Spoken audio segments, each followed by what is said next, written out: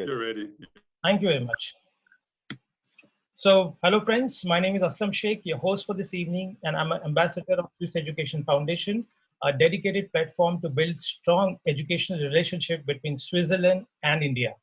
I'm just wondering how many people would actually know this fact that India first ever signed the Treaty of Friendship with a country called Switzerland in 1948. And hence, we are celebrating now 71 plus years of long and strong friendship with Switzerland. This is our 11th webinar in the series and has been broadcasted live on Facebook and YouTube channel. The aim of this webinar series is to bring together the top-notch foreign universities, experts, and thought leaders from India to discuss the opportunities in the selected field of education. So let's move on. And today's topic is education in post-COVID-19 world, where Switzerland is leading the world as the safest country by Forbes recent report. To discuss this exciting subject, we have with us the eminent panel of speakers, and let me do the honor of introducing them. To pay a respect to our lady speakers in the panel, let me start with her, Ms. Devika Chatterjee. Thank you very much, ma'am, for joining us. Let me introduce Ms. Devika. With over 20 years of experience in the field of education and having taught in various reputed Cambridge, IB, ISC, and ICSC school in India and abroad, Ms. Devika Chatterjee has managed various portfolios during her journey as an educationist and currently holds the Borelli branch of JBCN International School as Director Principal. Ms. Chatterjee has also been instrumental in setting up the One World International IB School in Singapore. She has been instrumental in implementing and channelizing the UN's 17 Sustainable Development Goals as the long-term vision of the school. She is also the recipient of various awards, which include Ethical Educational Leadership Award by International Education Awards and Best Principal Performance Award by Global Achievers Foundation, to name a few. Thank you very much, madam, for joining us. Thank you. Thank you. Another speaker, respected Mr. Ottmar Hadiger. Thank you, sir. Thank you for joining us today. You're welcome. My pleasure. Thank you. Consul General of Switzerland achieved office in Mumbai in August 2018. He joined the Swiss Federal Department of Foreign Affairs in 1986 and served in various positions in Rome, Tehran, New York, Dresden, Bonn, Jeddah, Prague, and Frankfurt. Almost covered the two ends of the world. So from 2009 to 2014, he served as Deputy Head of Finance at the Federal Department of Foreign Affairs in Bern. From 2014 to 2018, and prior his transfer to Mumbai, he was Consul General in Ho Chi Minh City of Vietnam. Mr. Hardiger holds a diploma in Business Administration and Advanced Studies of International Relations. We welcome you, sir. Let me take an opportunity to introduce R. Max Behisht from Switzerland. Welcome, my friend. Can I call you Max for my easy reference? Absolutely. Thank you very much, Max. So Max is the Academic Dean of Caesaritz College and Culinary Arts Academy, Switzerland from Lausanne.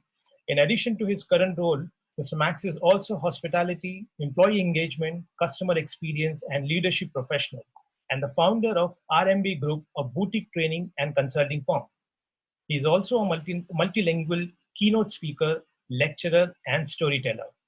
He held multiple international finance service and commercial roles with the science company DuPont.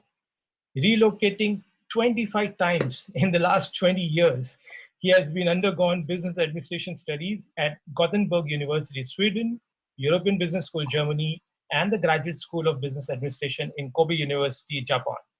Welcome, Max. Thank you very much.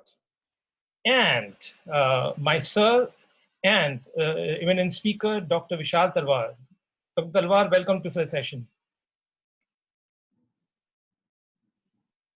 Dr. Talwar is the Dean of School Management as well as the Director of Innovation and Entrepreneurship at BML Munjal University.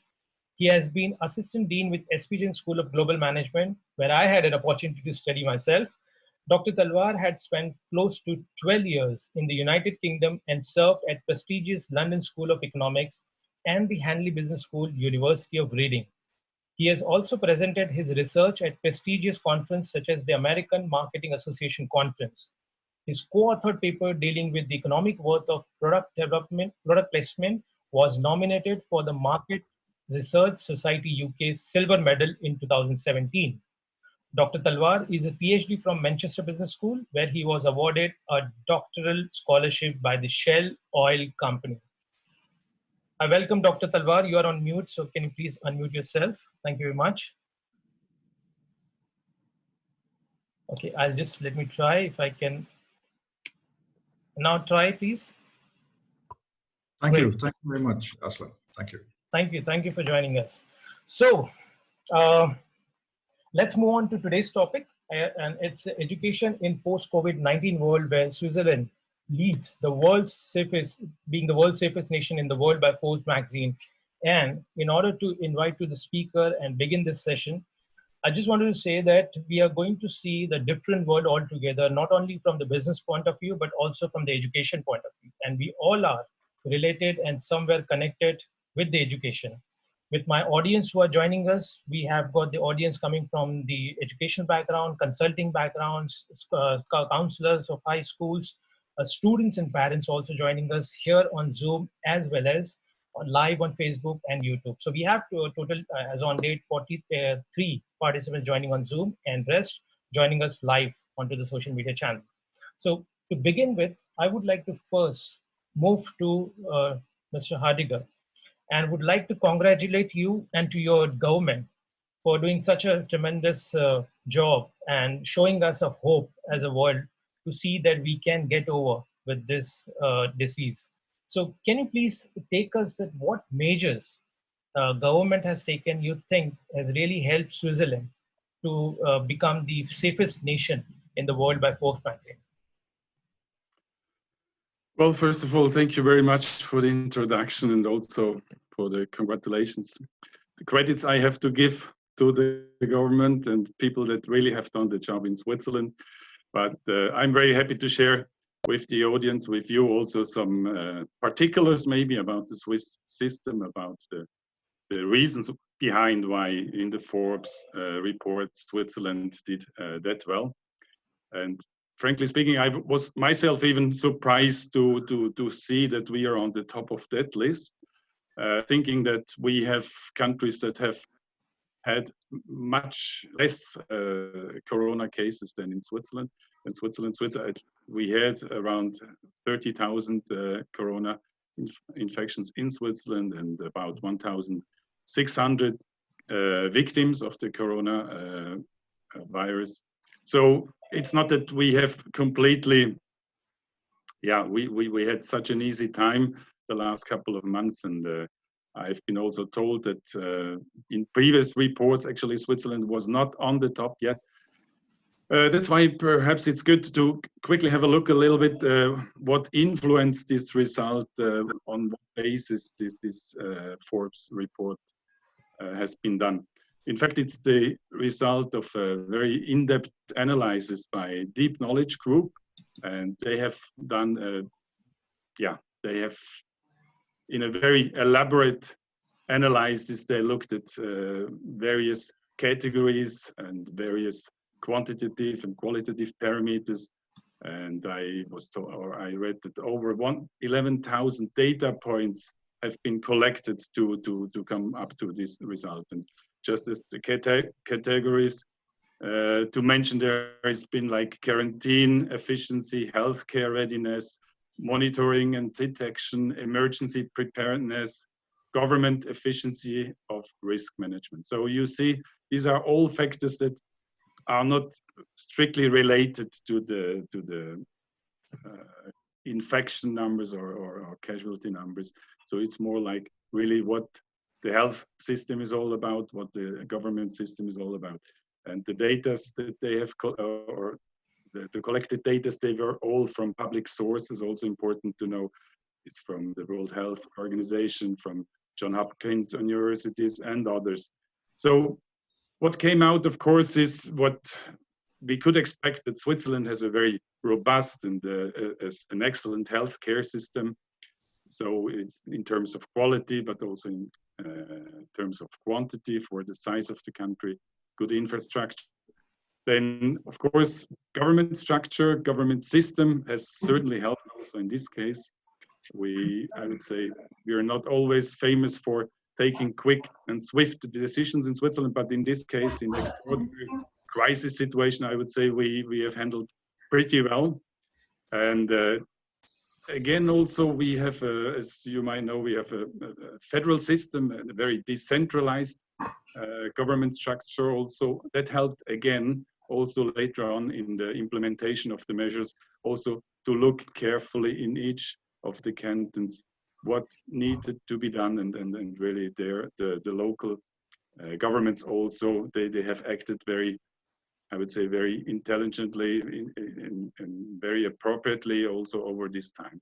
Right. So what the report found actually also that Switzerland did particularly well in the careful way to relax lockdown without sacrificing public health and safety. So that also gives us an indication what the report also looked at. And also it had attested, of course, a strong resilience of the economy, which of course also helped in this case. That the economy was in a good state when the crisis happened. Right.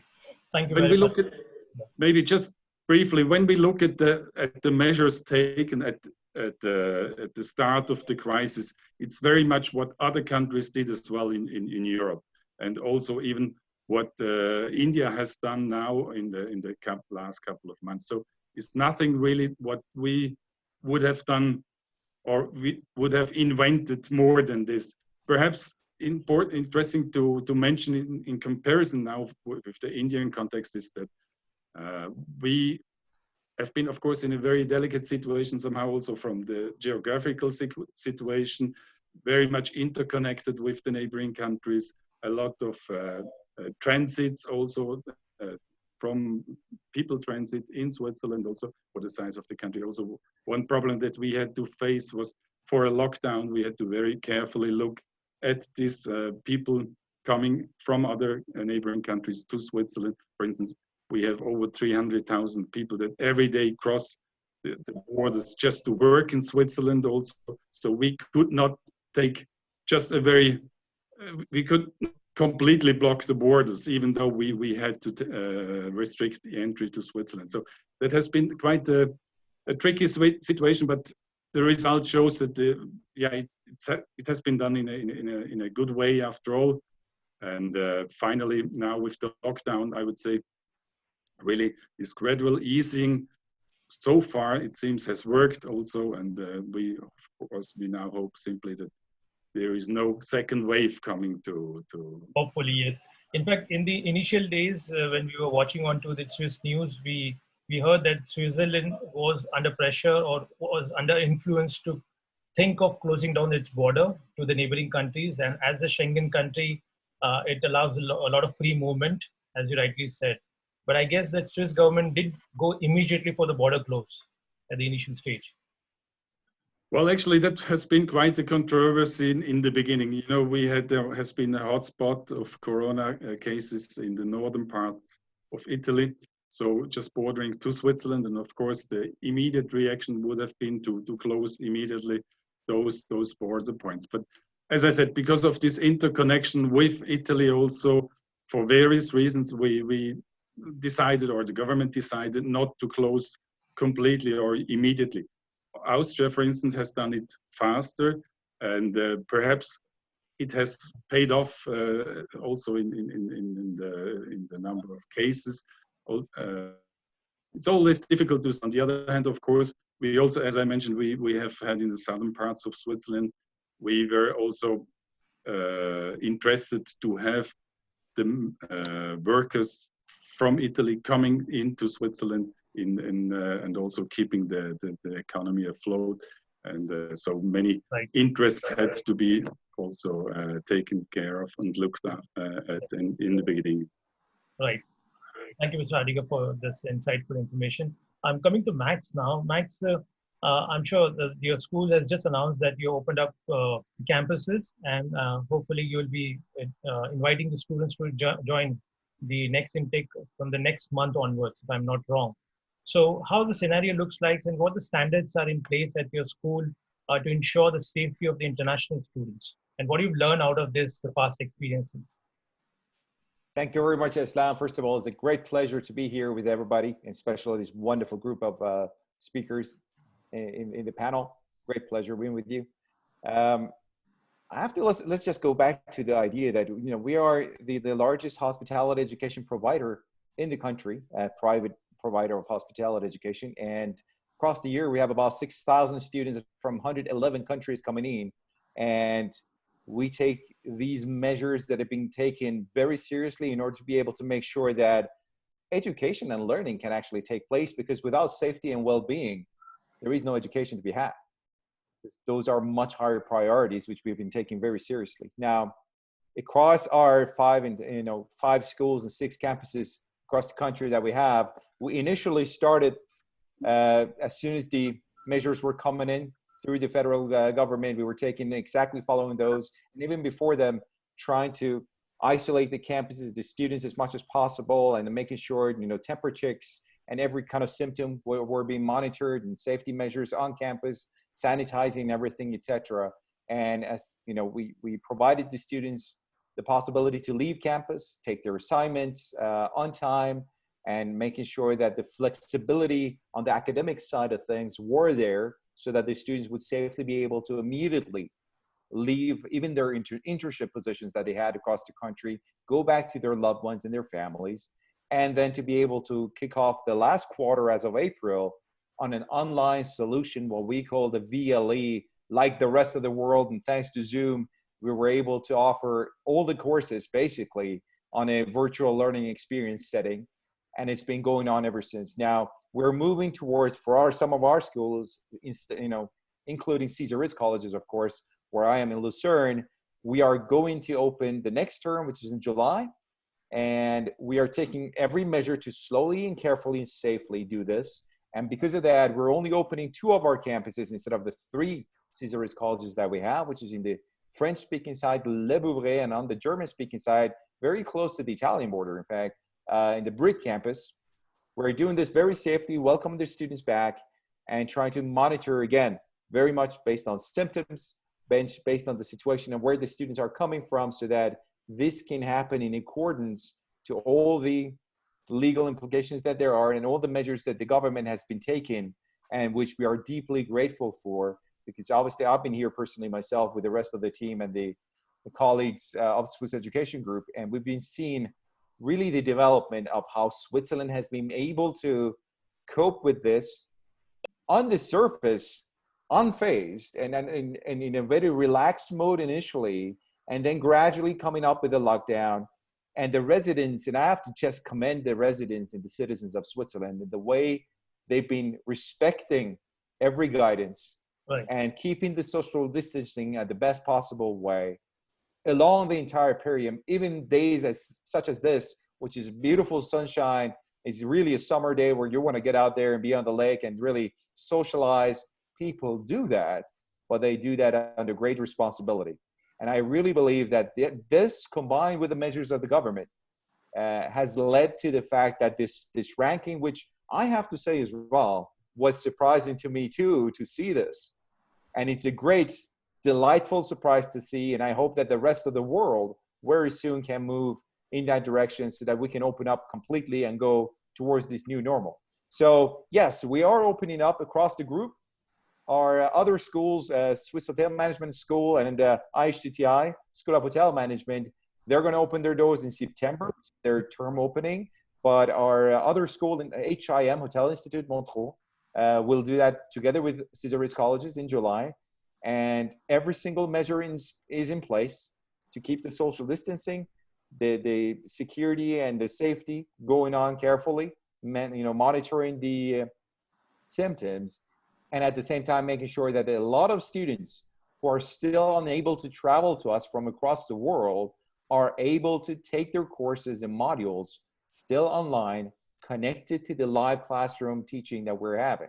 So we don't want to leave any student behind, online or offline. And that's so far been a great team effort across the group, which hand in hand with every canton of Switzerland, the regional governments of Switzerland that we deal with, it's simply been a show of collaboration and mutual path forward, and we're very proud of that. Right. That's true. I mean, I think it's a lot of care which has been taken, because as a school, you're also housing the students on campus. And that's a dual responsibility for you, also to make sure that students who are preferred to stay back onto the campus to take care of themselves as well. All right. So I just want to move to Ms. Devika.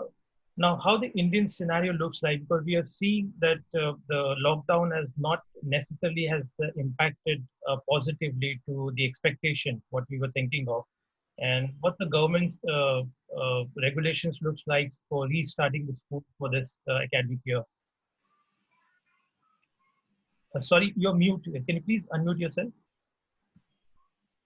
I don't think she's not able to unmute herself. Somebody might have to. I have, it's happened. Thank you very much. Thank you. Yes, as the situation in our city is concerned, Mumbai, the lockdown and the social distancing and the fear of the pandemic is still very much there. We are planning to start our school from 15th, Monday, and we are doing it on the virtual mode. And we keep telling ourselves, the only thing that is missing will be the physical school building. Everything in school, including our curriculum, the teachers, the learners, we are all here, and we are starting off our school in the virtual mode. So in Mumbai at present, I don't think we would be able to start the campus and reopen the campus for learners anytime soon. So that is the situation. Keeping that in mind, we have schools with the training for teachers, training for learners, training for parents in case the learners are very young, so that we can come on board and start with the process of learning. So it means that it's not only the student, but everybody is learning at the same time. Absolutely. Our teachers have, I think in the past 3 months, they have just turned around and changed the scenario to such an extent that it is amazing to even go into one of these virtual sessions. There are hundreds of different ways in which they made the lessons and sessions engaging. They are dealing with all age groups. They have come up with different ways of assessment, formative assessment, so that they can understand the level of skill that each child has reached. They have also figured out ways of motivating learners who are at home and who are under lockdown for a long time. So they come up with various different activities to engage learners in the best way. Yes, absolutely. We were seeing some of the videos, making the students engaging activities very interesting. Absolutely. Yeah. I just want to come to Dr. Munjal. Dr. Talwar, how's BM Munjal University is looking at this situation, and what's the scenario at your place in North India, and what's the starting point to take up this academic year? So we are slightly away from Delhi. So let's say from the Delhi airport, we'll be another 55 kilometers down the Jaipur highway. So in our part of the woods, there's not been that much of a, an effect.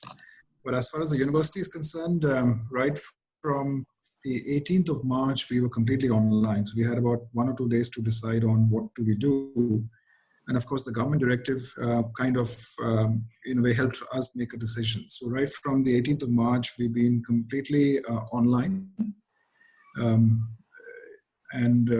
What we tend to do is we've also had our examinations taking place online. Right. So if I look at the management school, so I look after the management school as one of my responsibility. So we've not had a downtime as such because of the fact that you can easily get the various tools. So you were talking about Zoom earlier, but predominantly it's not just about the tool or the technology availability, but I think it's also about how the learning actually takes place. So in a way, for us, we've been up to the ability to be able to create a learning experience online has been rather surprising for us as well, to be honest. For everybody, it was a new learning experience. You've got to remember that most higher education institutions in India have not necessarily transitioned themselves into a format which is more technology mediated, right? But in a sense, we were all forced to do that post the middle of March. And I think a lot of the progressive universities, the newer age universities have actually taken this like fish to water. Of course, what is important also is that at least our research suggests that a lot of people who are maybe great in the classroom and the physical surroundings, a lot of them may have actually found it a little bit more difficult to align themselves into the online mode. But whereas the other people who may not necessarily have been, very evolved from a physical presence perspective, a lot of them actually started using a lot of tools, whether it is Padlet, whether it is Socrative, whether it is Mentimeter, whether it is many other things that they've started using. And of course, being able to create that learning experience online. So for us, it's been online. In fact, our examinations also take place online. Okay. So it's all AI proctored, and at the same time, it's essentially emulating the invigilation process that we normally tend to follow in a physical environment. Exactly. That's good to note about that's the meaning of, I guess, the progressive university, and that's you're leading from the front with these tools and techniques. I would like to come back to Mr. Hardik, and this time, sir, can you please show us some lights onto how the government is planning to welcome the international students, especially from the health and safety point of view, and if you can also throw some lights on the visa process, how it's going to look like. Yes, so for just important to say that the situation can of course change, is in a constant flow, and right now I can say starting actually June 15, things will open up. We will open the borders with all the Schengen countries, so what already makes it relatively easy to move within Europe. Now when it comes to students from outside, from so-called third countries, there are still restrictions, of course. It is, however, possible now to apply for students' visa at the Swiss Embassy in Delhi. Right now, it's still necessary that the person or the applicants travel to Delhi and apply physically in person at the embassy. And of course, they need to take a prior appointment. So it is, of course, a little bit more time consuming than it used to be in the past. But the good part is the visa applications are processed, and then there is a good chance, of course, that these students will be able to fly out soon also to Switzerland. And in Switzerland, arriving, there is no quarantine requirement for travelers entering Switzerland unless they would have symptoms of illness, and just the travelers need to observe the usual rules for hygiene and social distancing, just mentioned before by Mr. Behesh. And there is nothing particular to take care of. In Switzerland, in public transports, there is a recommendation to use face masks, even though I hear that there are not too many people observing these recommendations so far. But and then, of course, in public life, now things have opened up. Now all the restaurants are open again, shops, museums are open. They also have, of course, they have their precautionary measures. Then for the schools, the federal government has also issued some kind of basic rules, recommendations for classroom teaching. And these schools that are opening up now, they, of course, they had to elaborate and to work on a concept how they can guarantee all these recommendations and safety rules. So there is nothing really to worry about. I think that's very well taken care of.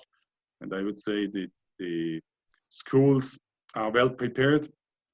Now, they have had time really to prepare, and I would say the situation right now is also really under control. Currently, there are very few new cases coming up in Switzerland. So the whole scare of the pandemic is much less than before, of course. And I also have to say, I was also relieved to see also the findings that the researchers have done that say, okay, that actually children and young adults between 10 and 29 years are not really a risk group. And interestingly, also in this age group, nobody has died in Switzerland. Just also to show that I think for young people, it is really a safe country to travel. And I think most all these schools that are welcoming now the new students, they are well prepared for. Right, so I'm just connecting what you mentioned to one of the questions we have received in the chat box from Tanvi, that she's interested to apply and she's looking forward to see whether she can go and approach the Delhi embassy for the process. So as per what you mentioned, that she can start her process and she can apply to Delhi embassy with a prior appointment. Right, exactly. Okay. Take an appointment and yeah, has to travel to Delhi to submit the application. Right. So Tani, I hope that that answers your question. And just an additional note, what Mr. Hadigar also mentioned, that there is no present requirement to get yourself quarantined. So when you arrive, you can, if you do not have any symptoms, you can straight away start your classes. Thank you for the asking question. And then we have got a few questions also we'll take along the way. Max, so coming back to you, so how you and your school is preparing yourself to welcome the students? Are we talking about postponing intake so that we can accommodate more students to come in this academic year so they do not lose on to this period? Or how, I mean, is your school is going out to reach out to students to help them to secure the finances or help them into the finances, because the situation, economical situation is also not that great. And then many parents were also looking for these kind of answers from the schools. What is your reply as a school dean? Thanks, Aslam. Now, again, following the words from Mr. Hardiger in terms of the response from the government and the collaboration we had, I think the main challenge we had was back in March, where all of a sudden, within the same day, we decided everything's going to be shut down and we are enabling for our students to leave. And that was right about the exam period and all the assignments and trying to get that. And then we had only 2 weeks to get across the team, our faculty to get ready for the online solution. And not only to be able to provide an online solution, but to truly take all our program modules and courses, which connect very much to the experience of hospitality and also to certain practical elements, to fit in an engaging and entertaining way on a VLE, on an online platform basis. Now, that's basically what we're bringing along and learning from for going forward toward July and September. So our students have the ability and full option to, if they cannot travel right in July, they can simply start up and take their courses online until the moment, the very day they are able to travel. And then our campuses are ready to welcome them immediately. So during the term, they are perfectly fine to come over and just continue their courses, which they've been following from day one in July, and to resume their studies physically on campus. I think that flexibility really aligns and helps the situation in a way that as soon as it is safe to travel, then our doors are open to welcome every single student back to our campuses, where we are really carefully following the guidelines and making sure we're taking extra measures safely carrying out the teaching. And of course, it's not only about being on campus and taking your courses in our classrooms. Our programs and our existence in Switzerland is very much connected to the experience of hospitality, the experience of everything that Switzerland as a country has to offer, the diverse mix-up crowd and visitors that we have in the country, the beautiful scenery that is there, the amazing hospitality, especially luxury hospitality that is available and can be experienced by anybody visiting the country. And so for us, that safe attitude and basically setting an atmosphere across the country is essential for our students as well, because we have no intention of keeping our students locked up on a campus, and that's not the experience that we generally offer. So this combination goes hand in hand and is absolutely essential for us to do. So this is basically how we're taking the steps forward, learning from the past And I agree again with Mr. Hardiger. I think there is one word that is uncertainty that everybody's now worried about, because I totally understand any family out there and the students themselves that are wondering, what if we have a second wave? And everybody wonders that. And that is one of the reasons why we are taking our opening of our campuses also as a gradual process and not opening every single campus. For instance, Lucerne is remaining closed. And I have to say that we learned from what happened in March. And if there would be such a scenario, this is of course something we've done also in our discussions and meetings with the authorities and within our management team, that if something comes up again, we know exactly how to deal with it as we did back in March, and the systems and the controls that we have in place will allow us to once again support every single student and their families to safely go back home if necessary. But also, as we have had along these few months, we have had students who have not been able to travel back home to their countries, and they've been safely staying on our campuses, provided meals and everything necessary so that they can continue, take their studies, and be safe until they would be able to travel back during the break and meet their families and loved ones. Right. Thank you, Max, for that.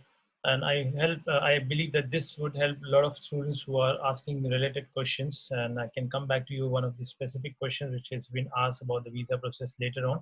But meantime, I would like to invite Deepika on this point, that how your school is going to be welcoming the students when they would be available to join the face-to-face classes. So have you taken up specific measures, or have you consulted a consultant? Because I've heard a lot of consultants are coming up now to consult the organizations or the schools to make sure that the proper care has been taken up.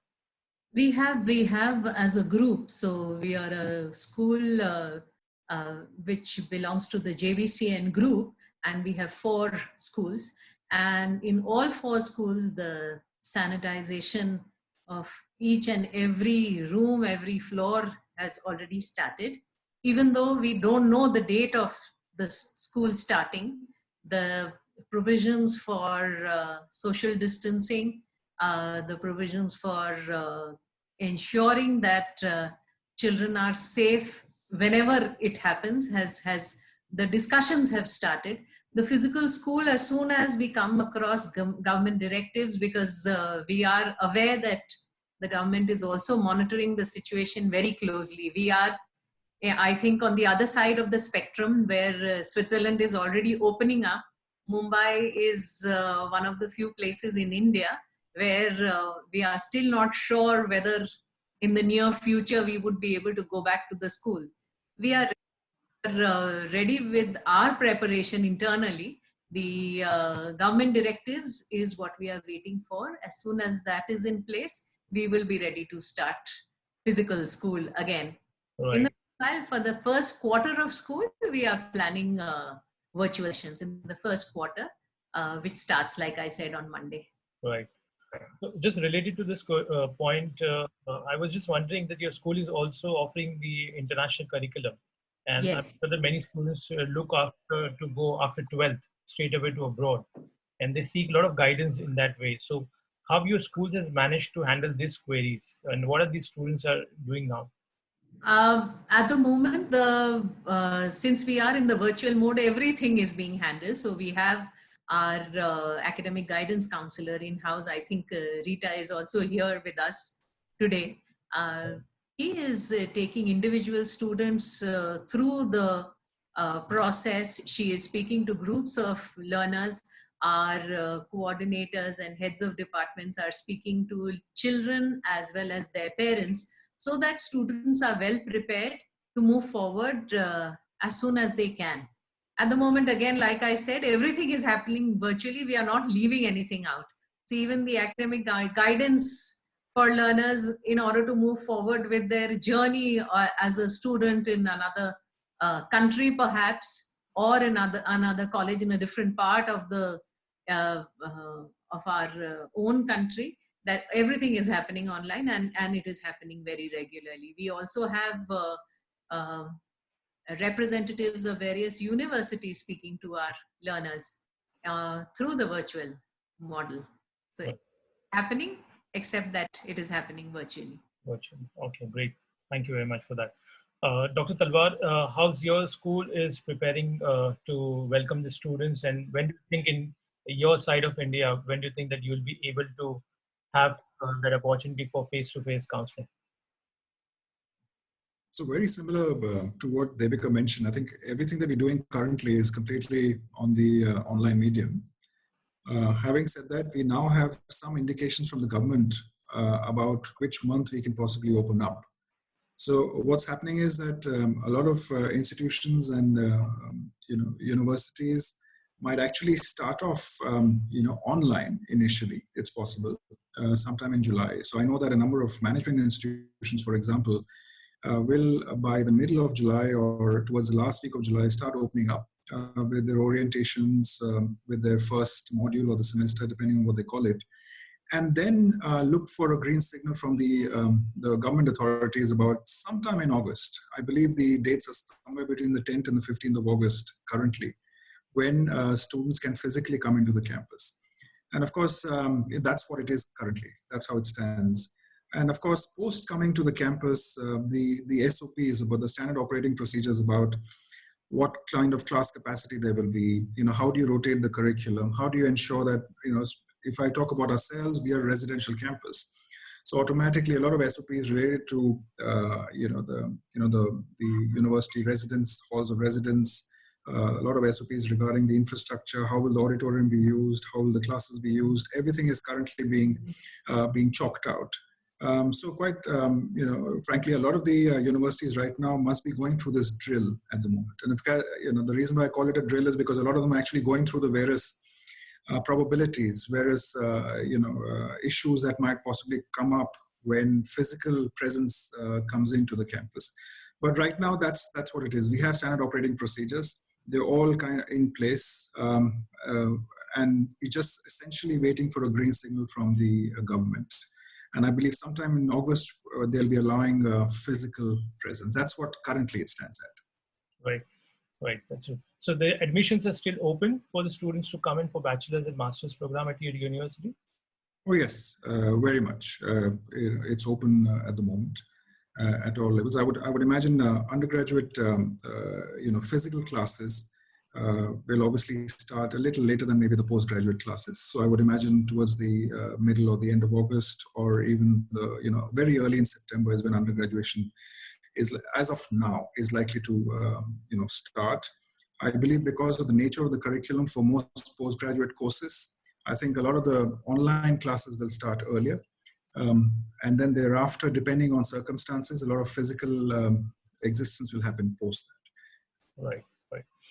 So that brings me to towards last part of the questions, whereby it is more related to technology. And I would like to invite Mr. Hardikar in towards that. How do you see the use of AI and use of technology, which is going to impact the day-to-day operations at the Swiss embassy or at the consulate level, and what the impact you expect it to have in your operations?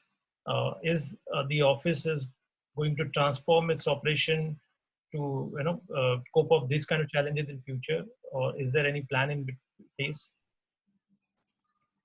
You're speaking purely about visa procedures now, or? Yeah, the Yes. operation, the process of the Swiss office process for the visa. For the visa. Okay, there are 2 points that I'd like to mention in this regards. First of all, there is, of course, we are in the Schengen part of the Schengen system. So right now we are, of course, we stopped the visa procedures in March, the normal visa procedure until June 15. Just today, it was also decided that over the next 1 or 2 weeks, they will decide about opening up again the visa application process for anybody just wanting to travel to Europe, to the Schengen countries. So this is still something that is in the pipeline. And as you know, we have had also this application, external service provider for the visa application, VFS, a company that has accepted all the visa applications in the past in various cities in India. So this application service has stopped temporarily. This will resume over the next weeks, I suppose.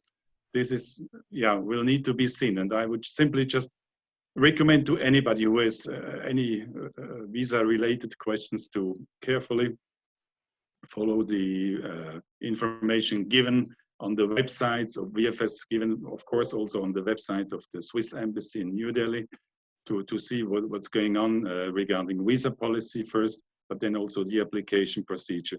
I just saw there have been a couple of questions regarding application time needed for a student visa to apply. Normally it's between 6 and 8 weeks until there is a positive response. I would say just play safe, try to apply even a little bit earlier than in the past to be on the safe side. And as I said, the situation is changing now constantly.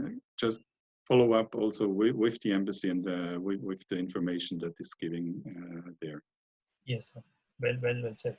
Good. So with this, Max, if I talk about the futuristic situation, a post-visa situation where students would come and study, and we talk about the futuristic education scenario, how it ideally looks like. What do you see, and how do you see the sustainability is playing a role? And I've seen this word in your curriculum somewhere, if I remember correctly, along with entrepreneurship. So would you like to showcase, take us through that, how this subject is going to help to tackle these kind of situation may arise in future? Thanks. Absolutely, Aslam. Now, of course, Caesar Ritz colleges per se, we follow very much the spirit and the principle of Caesar Ritz, the legendary entrepreneur, the Swiss gentleman who passed away more than 100 years ago, and still he's the one who changed the scenery of luxury hospitality and really innovated the industry. Now, we, in that spirit, we of course are focused very much on entrepreneurship, leadership, combined and hand in hand with the spirit of sustainability in every segment possible, in every way possible. So we do believe that the new normal will mean that there is a hand-in-hand combination of what's available online and every single technical solution and technology-based solution available. We don't like to push it and force it in anywhere where it's simply not needed or necessary, but wherever it is available to enhance the learning, and wherever is available for safely enhancing learning or enabling it, we are looking at every single scenario to be able to combine and create something better. Something that COVID has brought along as a positive impact has been that the willingness to change and move along and develop. I've never seen such a speedy movement across organizations where usually it would take months of training and arguments and discussions and negotiations to move along in a certain direction. And due to the situation, we've seen movements within weeks where across organizations, people have been teaming up, accepting the situation, thanks to also the governmental support within Switzerland of allowing companies to survive and maintain their employees.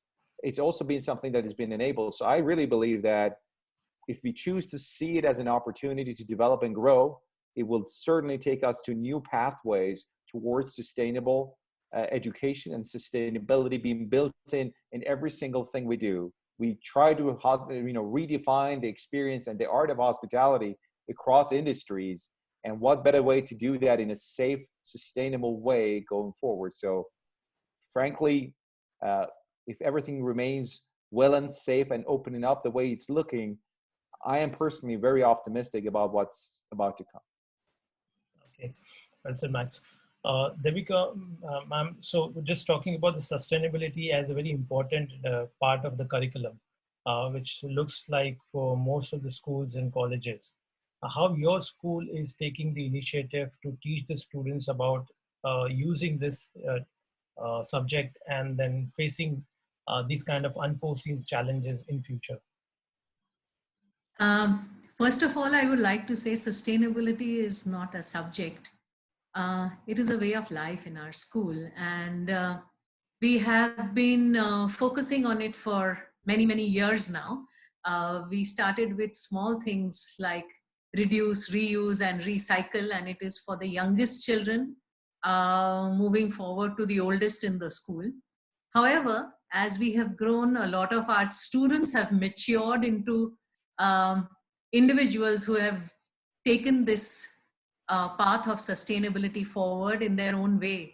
I would like to cite a few examples of what has happened in the school in the past few years.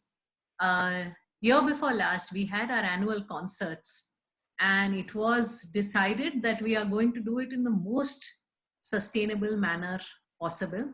We had the full school moving forward, and we used only sustainable material, things like cloth, things like reused chart papers and all. And the full school annual concert was taken forward in that manner. We have had students coming in to say that we would not like to use ballpoint pens. We would rather use fountain pens because those are things which we don't have to use and throw. There are students who have come in and told me in the recent past that I used to have at least 15 pairs of jeans, but I have understood that I can live with 3. That's why I say that sustainability is not a subject in our school. It is a way of life, and each and every person in the school, every decision that we take, we talk about the sustainable way of doing it. And the best part is our school is a plastic bag free zone. Wow. And we never passed a law. So we never ever put down anywhere on paper that you should not use plastic bags or you should not bring plastic bags to school.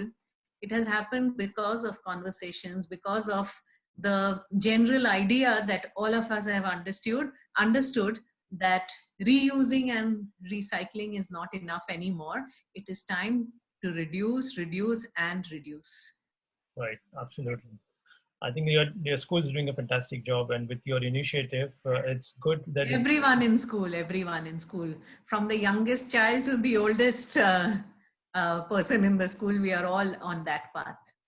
Very nice, and it's good that the kids at the very early stage, they get the importance of being sustainable and being a part of this new ecology.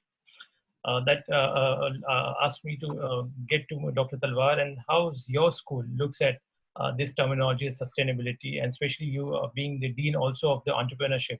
So how do you take this put together? So I think sustainability is obviously quite important, and Devika ma'am's right. It's the small kids who teach us. My daughter, if she sees my tap running for too long, all of a sudden she switches it off and says, "Save water." So I think it's this whole reverse trend that actually is very good. And I would imagine a lot of the modern progressive schools right now in India is being able to inculcate that kind of values in the kids. So that's very good. I think sustainability is fundamentally important. I think if I expand the sustainability definition a bit, I think this whole idea of the Indian way of innovation, or this whole idea of frugal innovation, or this whole idea of innovating based around the bottom of the pyramid, a lot of these ideas are essentially part of this whole concept of sustainability or its manifestation. So fundamentally speaking, I think universities, higher education institutions have a major role to play to ensure that they're able to co-create a lot of sustainable products, services from the Indian context. And I think, some of the new schools, some of the new universities like ours, who have innovation entrepreneurship as a major thrust, I think they're also contributing to this whole idea. They not only work with their own students, to be able to create more viable products or services going forward, which are sustainable, which are meant for the not only the for premium markets, but also for the mass that India has. So I think we have a major role to play in this, and I think some of the universities, such as ours, are actually doing that. What is also important is that we as a university are also backed up by a major corporate, Hero. So Hero is the largest manufacturer of motorcycles in the world, and for them it's what I would call as a story which started off post migration having nothing, having a small cycle repair shop, and now they're essentially beyond a $5 billion group. So automatically that also manifests itself into, yes, I think we need to create more entrepreneurs. We need to create more job producers rather than job consumers, and sustainability plays a major role. Sorry for a long answer. No, thank you very much. Aslam, may I just say something, Aslam, just following Dr. Talvar there, in terms of manifesting sustainability and seeing shapes and forms of it, I think I need to say something encouraging to everybody that I've experienced with our students, is that it is not easy to stay focused and take your learning in your own hands when you're doing it online. You're easily distracted. It easily gets boring. Your attention span is not that long anymore, especially with new generations and everything. And something we've been seeing and experiencing is that a great deal of our students have been able to, in fact, create that learning atmosphere within their own home setting and wherever they are. And they've really taken a step further in maturing in a way that they understand more the purpose and the why they are, in fact, taking a certain program. Because one of the things that I always say to our students, we don't want them to take a 3-year degree, a double degree after 3 years, a full year of work experience, and then go to mommy and daddy and say, Mommy, Daddy, what am I supposed to do now? And we take that personal experience and personal development very seriously from day one. And this is something we've seen that for a lot of our students, that responsibility has gone over to them a lot more, and they've owned up to it and matured with it. And that clearly connects to their sustainable paths in the future to take ownership of their footprint and the trail they'll leave behind. Absolutely. Well said, Ms. Max. Mr. Hardikar, I believe that the Swiss universities have done an exceedingly great job in the field of research and innovation, and especially in the field of sustainability. And Swiss Next office has been also working very closely with regards to it. And then I believe a lot of Indian students also look for the Switzerland universities for the research-based program in this particular area. And I think the government is also doing a great job by supporting these initiatives and causes which encourage other countries to follow the footprint. Right. I would say Switzerland is in a very good position when it comes to science innovation. We have we're very happy to have universities and technical colleges at a very high level. Just recently, again, this new ranking came out actually, and about 8 of the Swiss universities were among the 100 best universities worldwide, which shows a little bit the level and the standard of our higher education system. Of course, I have to say also we are also happy and very proud to have also students from India, of course, attending these universities. Also, we are very happy for each student coming for whatever studies it is, if it is management studies, if it is hospitality studies, whatever. I think we are very happy to share with India also these opportunities, and we are really happy to see also that to hear always that there are excellent students also coming from India, being part of science research teams also in Switzerland. And I think you mentioned SwissNext before. SwissNext is active, of course, connecting the Indian science part with the Swiss science part, and is doing an excellent job in that.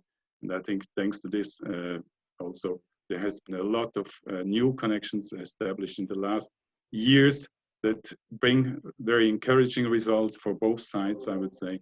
And we're really happy to have this very close cooperation with a number of universities here in India too. Right. Thank you very much. Thank you very much for sharing this information. So with this, I would just like to ask Firdaus if we have any specific question left unanswered before we just conclude this session. We do have 2 questions in the chat box. One is of Pratigya, whether we can, the students can defer their studies if they don't get visa on time. Okay. For which intake? Possibly for the September or October intake. Okay. Okay. So Max, if the students who applies for September, and in case if they do not get the visa in time, so can they defer and come back in the January, February to any of your schools? Very good. Yeah, that's a very good question, in fact. So again, it goes clearly back to the support we've been receiving by the authorities to be extremely flexible whenever necessary. And what's been happening that the students already having their permits and their visas, they've been extended to a great deal so that they can defer their studies. And for the students that are new, we have been supporting every single student to defer their studies to a later term so that they can safely travel over as soon as possible. So that flexibility have been there all along in a very good way. Okay, thank you very much, Max. Any other question for those?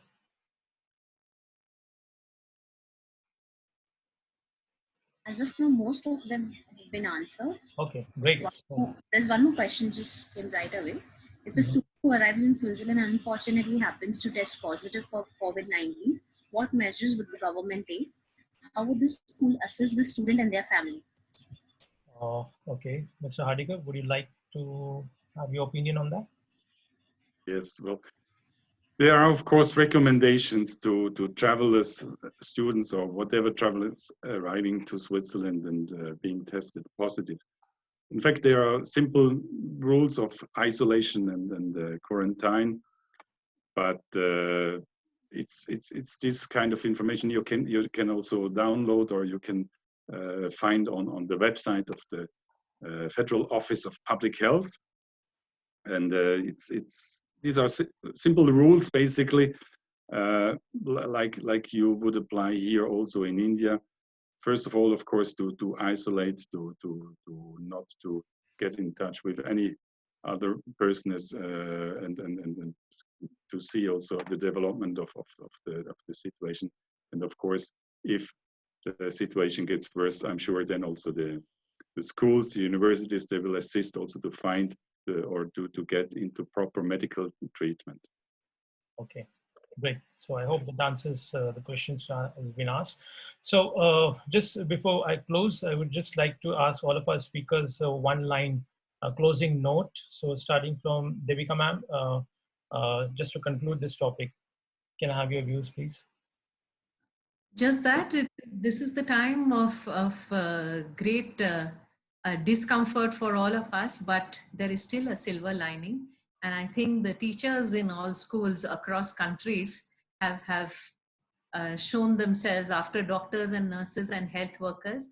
The teachers are the ones who are a part of that silver lining. And congratulations to the full team of teachers across countries for coming up the way they have with innovative, creative ways of running educational institutions. So gratitude and congratulations to everyone. Absolutely, absolutely. I'm sure that it must not be easy time, especially for the teachers and the faculties. Not at all. Absolutely. Thank you very much, ma'am. Dr. Talwar.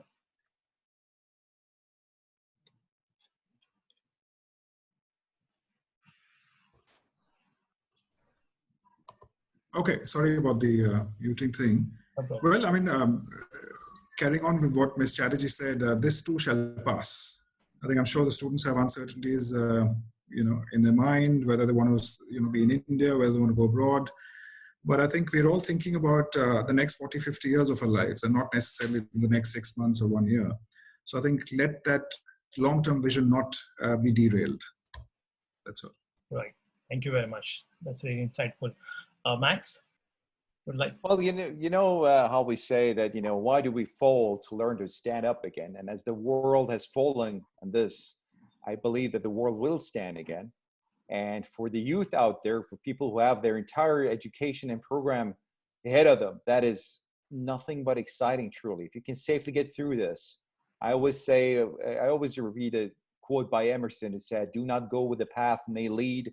Go instead where there is no path, and leave a trail behind you."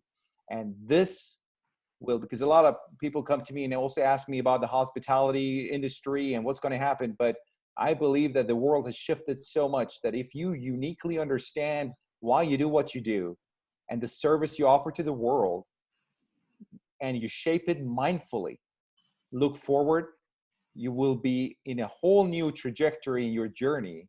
And this will be nothing but an incredible opportunity instead of something that's setting you back as an individual and as a youngster getting out there and educating yourself. So I think that the world has shifted so much that the new normal is full of opportunities for those who are hungry and mentally ready to face it.